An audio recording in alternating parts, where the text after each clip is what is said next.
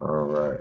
I want to welcome everybody to another episode of Levi's Youth Sports Talk. First off, I want to thank my sponsor, Steve Aguado, for the banner, and Justin Womack for the chain that you see hanging back there. Also, make sure you subscribe to the YouTube channel and also like this video. Now, let's welcome 2028 catcher from Bombers Gold Future 16U. I want to welcome Bailee Baber. Did I say that right? Yes, sir, you did. Okay, I'm good at butchering names, so I always have to make sure. Yes. All right, welcome to the show, Bailee. Thank you so much for having me. All right, Bailee, at what age did you start playing softball? I started playing at like the age of 5. I started in like my church league playing like the T-ball. Then I went to SBMSA, which is like the league around my house and area. And then I made like the elite like all-star team. And then from that I got into select ball. And for the past like 4 years I've been like pretty serious about it. Okay, and what other sports did you play? Did you play any other sports while you was younger? Yes, I did soccer, basketball. Also, I used to do gymnastics when I was really little, so that was something I Okay, enjoyed. okay, and what made you choose softball over those other sports? Probably just like the teammates that I've made along the way, like just all the memories that I've like been able to make with my team, just like late nights and early mornings. Okay, and when you first decided to be a catcher, did you realize like how much work it takes to be at the elite level? Honestly, no, I didn't realize how much work it took. And like in the past few years, now that I've gotten more serious about catching, because I used to be the shortstop that just was everywhere. So now being a catcher, like I've really been working on my craft and getting a lot better, which is great. Okay, that's good because one thing about catching takes a whole lot of work. Yes, sir. If you could think about how many squats that you do like in a weekend, do you think you can Probably keep count? no, probably over like maybe let's say I do 50 an inning, catch about 4 games, so probably I don't know 2,000 somewhere You're around. right. Plus bullpens, it's probably crazy. Yep, you right. Yeah. Like when I first got into my daughter first got into it, I'm looking at them like, man, like they was like telling her she should be a catcher. And they put the catching gear on. I think she was 5 or 6 and she cried the entire time. She had the catching. Yes, there definitely are those late nights where like your knees will start to you'll start to feel a little bit, but it's the people around you that just like make you want to keep going, which is great. Okay, that's good. What's a typical training session like for you, like from start to finish? Usual training session. I also do like other sports for my school, like volleyball and basketball. So I'll normally have school and then those practices. Nightly I do like push-ups, sit-ups, ab routine, that kind of stuff. Just like stay whether I'm like having like a weight room day that day or not. I try to do that every night. And then I always do like dry swings for hitting and then some sort of catching, whether it's like throwing or like just playing catch or something, just to like stay at it. Okay. And so you are what, 15, Yes, sir. 15, right? So Mhm. at what age did you start to like go and practice like on your own?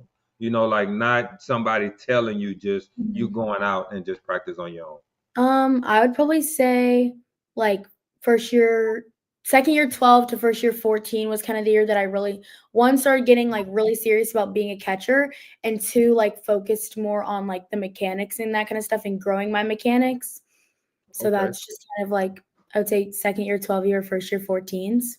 Okay. So that's about the perfect time. Once you're starting to realize, exactly like, okay, yeah, like I want to really be good at this. I want to take it to the next level, right? Yes, sir. Okay. How do you deal with like the mental part of the game? Like you said, you were just saying about all the squats and everything that you have to do. That has to take not only a physical but a mental toll on you. So how do you deal with the mental part of the game? Mentality wise, I just try to stay positive. Like I'm always uplifting my teammates. So I always try to like be the energy, be that kind of like person that everybody can come to. I love just like being able to be loud on the field and have like passion and energy for the game. I mean, I'm there to have fun. So at the end of the day, that's all that really matters is that I'm having fun and getting the job done. Yep, you're right. Yeah. And I was gonna ask you too, what kind of teammate, what type of teammate would you call yourself? But I would say I'm the goofy, the energetic, the passionate girl on the team. One second I might be doing the worm on the turf, second I might be hitting a base hit. You never know what I'm doing. hey, that's good that you Yeah, keep it, you keep it fun because as serious as it get, and especially at y'all age now, it's really really getting serious. So it's good that you make sure you have fun out there. yes, sir. What's the hardest part about being a catcher? Ooh, that's a hard one. Probably the hardest part about being a catcher is, I mean, the toll, mental and physical, like, that it takes on your body. I would say there's definitely nights where I come home and I'm like, "Ooh, it's been a long day." I mean, then waking up and going to school, like, those stairs might get to you a little bit, you know? But it's just, like, it's the work that goes in behind the scenes that just really, like, helps me in the end. So I feel like the hardest part is just knowing when to put in the work and just putting in the work as much as you can. Okay. Now for you, what's the easiest part about being a catcher? The easiest part is probably being, like, the leader on the field. I love talking. I'm probably, like, always talking on the field. It just comes to me naturally, like, I'm always, like, an outgoing person, so it's fun for me to, like, talk to my team. I like to celebrate stuff a lot, so I'm just really loud and everywhere. Yeah, I think that's a very good thing when it comes down to playing sports. Sports in general, any sport, right? You want to make sure you communicate with your team, especially in softball, right? You telling them here, go here, go here. It makes everything a lot easier for the whole team. Mhm. Do you set goals for yourself like before the season? And if so, what goals did you set for yourself before this season? Before the season, I just kinda set goals to myself to kinda have a good fall. I mean, it's kind of first year 16, kind of my first year of open recruiting, where more college coaches are more looking for 16U, so I'm just trying to get seen this fall, really. Just wanting to do my best, always be loud, not really, like, focused on anything specific, just doing my best, staying positive, not getting down on little stuff, just controlling what I can control at the end of the day. Okay, okay. So in high school, your freshman year, you was first team all district, and it's in volleyball. Yes. And then for softball, you was first team all district and voted the number one player in the district. Also first team all state. You got an award for female athlete of the year. What does all those achievements mean to you? All those achievements really, like, mean to me, like, all the hard work I put in, like, whether it's volleyball or softball, like, just all the sports that I'm doing, like, staying active, and just they mean, like, all the work that I put in, like, anything, like, I was just so grateful when I got those, that I was just, like, proud of myself that it really does pay off in the end. Hard work pays off for sure. So going into the showcases, right? What's your mindset? Because you got these college coaches out there and they watching, right? So Yes. what's your mindset going into these showcases? And do you feel any type of nerves while you're out there playing, knowing that the college coaches are out there watching? Sometimes I get a little bit nervous, but not really. I just try to stay with my team, know that the girls have my back and that I have theirs, and just play like we usually play, whether it's a big tournament in the summer or a fall showcase. Like, just playing our game, staying loud, like, always having energy, and just playing our best on the field. Okay. What's one thing like once the showcase is over, tournament is over, college coaches is gone, you're on your way home. What's one thing that you want the college coaches to remember Bailey as? I want them to remember me more as, like, a hard worker and, like, know that I am passionate for the game and that I love it and that it's not something like, it's something that I always have respect for, like, I will always respect softball. Mhm. I just want them to know that, like, I love the game, I love being loud, I love being passionate, and that's something that I'll never, like, nobody will ever be able to take it away. Nice, nice. What's one thing in your game that you feel that you need extra work on? Not saying that it's bad, it's just that it's not to where you want it to be. I can definitely say, like, my hitting is not where I want it to be. I've been doing decent these past weekends, but definitely keep working. Coach Eddie is my hitting coach, and he does a really good job working with me, just breaking things down and working on, like, smaller things to end up building up, basically building my swing back up. So I feel like he's done a really good job helping me through this fall and the summer over the summer. So just keep getting into him and keep really doing the home workouts, and even, like, the dry swings that I do at home keep helping me, so just keeping on the grind at home and then doing what I need to in lessons and taking care of business on the weekends. Okay. Okay. As a catcher, you have to be able, you got to be able to perform. You got to stop the wild pitches, the high pitches. You got to do all this good stuff, right? Mhm. So, how do you handle all that, right? You to make sure everything, because I mean, you help the pitcher help you, all that stuff, right? But at the end, the pitcher lets it go. It's up to you to either frame it, stop it, and all this. So, how do you handle that type of pressure? Just having to do all that. I couldn't do it. I can tell you that right now.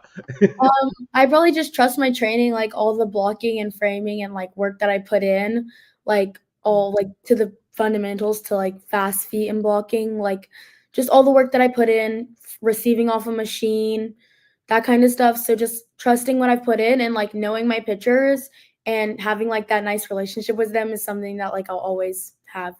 Mhm. And how important is it, you said, about the relationship with your pitchers. Like, how important is it for y'all to have, good chemistry? Like, I think it's one of the most important things, like, if you don't have chemistry with your pitcher, then it's gonna be very hard to, like, work with them.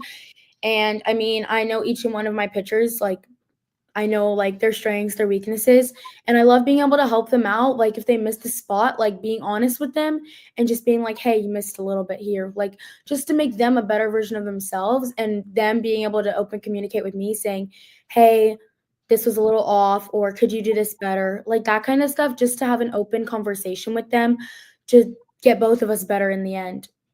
okay, okay. What has been your most memorable moment since playing softball? Most memorable, I'm gonna have to go back to, I think it was second year 12U. We were in OKC. It was like 12 at or in the morning, I guess. We had like lost our first game and there was a tornado the past day. And so like it all got canceled. We got put in this like bracket and we had to work our way all the way back. It was 12 a.m. We started the championship game. We were playing another team from Texas, and that was one of the most fun games I have ever played.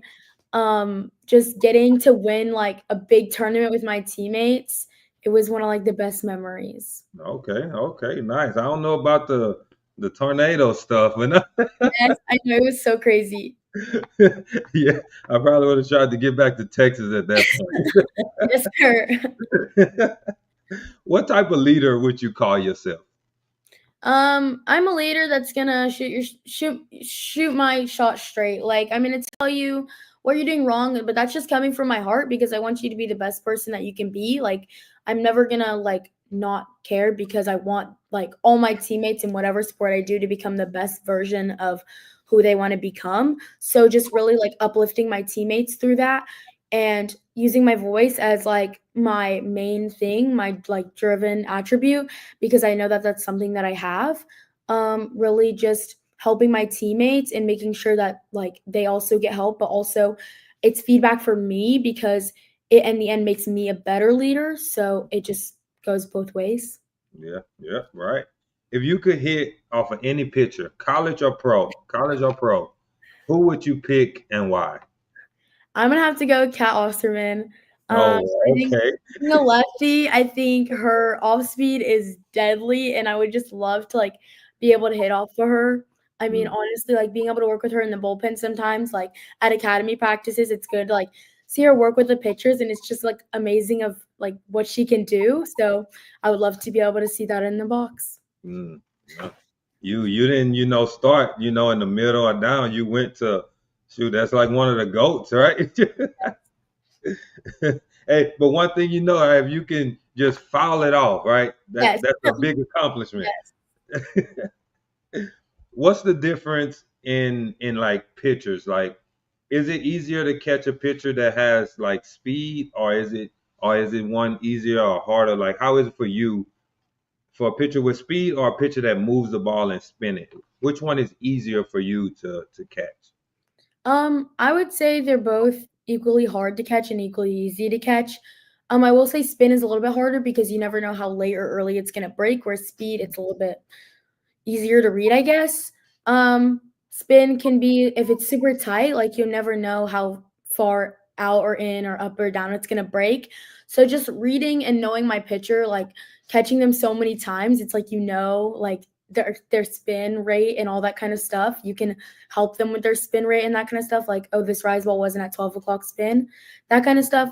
So just knowing my pitchers again, like I feel like I've always been able to catch my pitcher a few times before I get thrown in a game with them.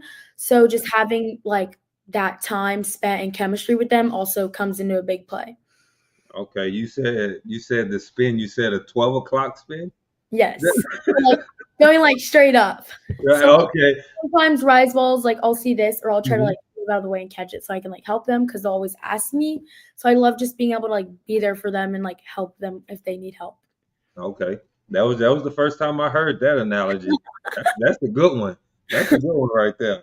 How do you balance playing multiple sports and also making sure your grades are where they're supposed to be?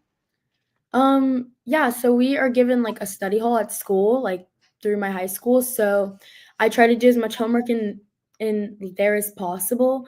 I also like use my planner really well, so knowing what time I'm gonna do what and knowing what my plan is when I get home and making sure I have time for softball and time for schoolwork. Also using my morning time, like school doesn't start till 8:30, so I'm able to like do some of my work in the morning because I normally get to school around 7:40. So using that time just to do my homework in a quiet space and making sure it gets done before I go to softball. Okay, okay, that's really good because you got. I mean, and I get it. Sports kids, they sometimes you might have to do your homework in the car, and on back from all kind of different places. So it's good to make sure you're doing that before anything else is getting done. Mhm. So other than sports, what's something that you like to do outside of sports?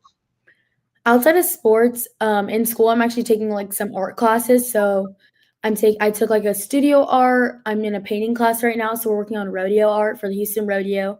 So that's super fun. It's just a way for me to show my creativity and just like have kind of like an out space from school and sports.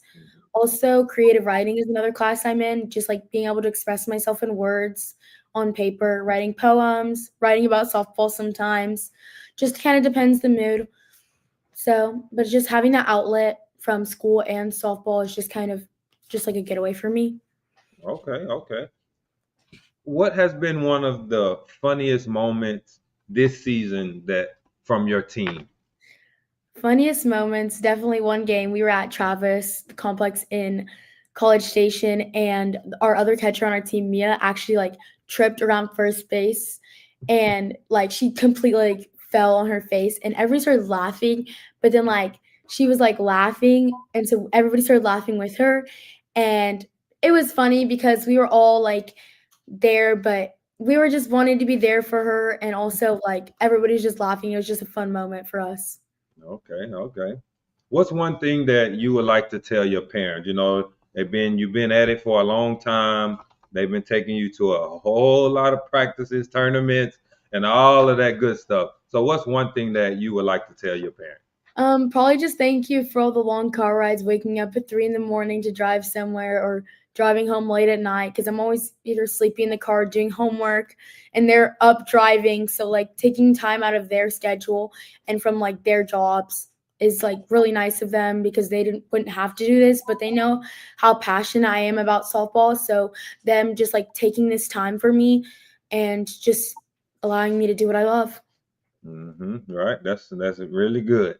What's something that you would like to tell your coaches? Really just thank you for pushing me. Like all my coaches throughout my softball journey and other sports have been there for me, like socially, emotionally, and like through like the sport. So just really pushing me to be the best I can and just always being there for me really and knowing like how to coach me up because they're so good at it and it's crazy to say. Yeah. Okay. If you was at a tournament and a little girl will come up to you and she's just like, "Hey, I was watching you. I saw you catching. I want to become a catcher." What advice would you give her? I would definitely tell her to go after it really, just start working from the basics and start from there. go find yourself a good source where you can grow and learn and that fits your catching style, because there's definitely like many different styles of catching. So it just depends. Whoever helps you grow in your style of catching really is the way to go. Okay, okay. And my final question is, if you had a friend or a teammate that you would like to see on the podcast, who would it be? It'd probably be my friend Maddie Bell. She's a pitcher on our team, class of 28. She's like the funniest and like nicest person ever. Yes. Okay, okay. Well, we need to get connections with her so we can get her on the podcast soon. Yes, sir. All right. So, Bailee, I appreciate you, for taking your time out and being on the podcast. I wish you the best of luck through your softball journey. Hope you stay injury free. And once you start the nice recruiting and all that good stuff, you should come on back and let us know how it's going. Okay, sounds good. Thank you All so right. much for having me. All right. No problem. Have a good one. Thank you.